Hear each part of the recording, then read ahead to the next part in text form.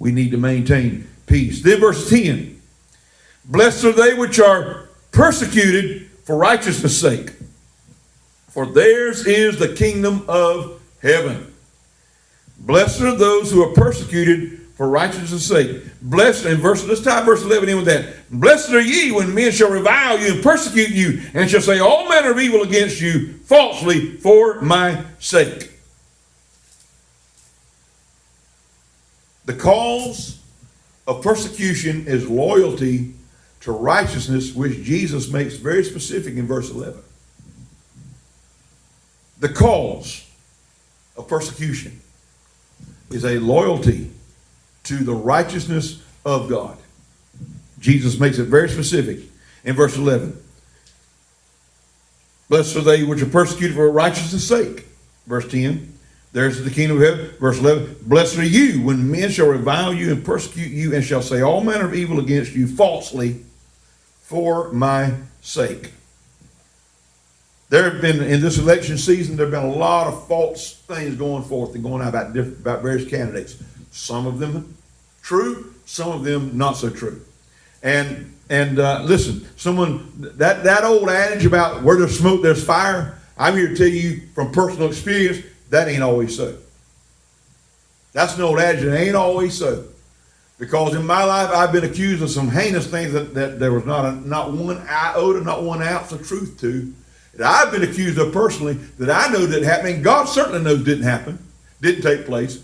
So I got all ideas. There were some people who heard those rumors and they said, well, you know, where there's smoke, there's fire. You know, in this country, I thought you were innocent until proven guilty. Not so with pastors. Not so with some church members and some church leaders. It ain't so. You are guilty until proven innocent, you know.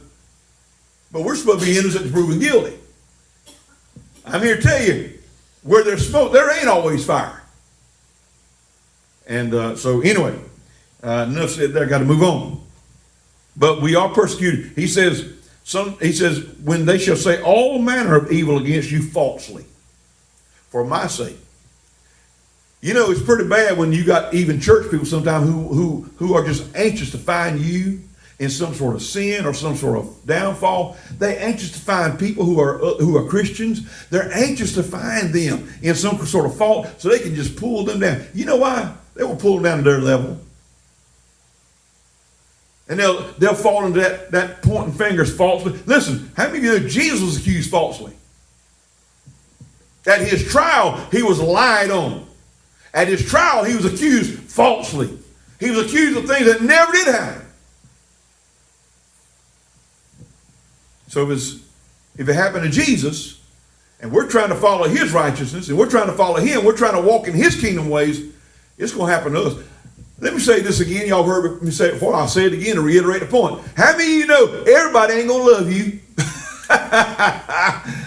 As much as what we would like for them to, everybody ain't going to love you.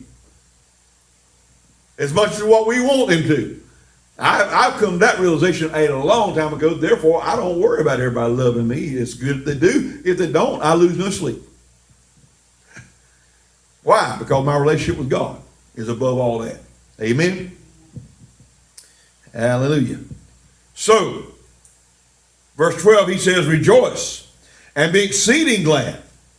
For great is your reward in heaven, for so persecuted they the prophets which were before you.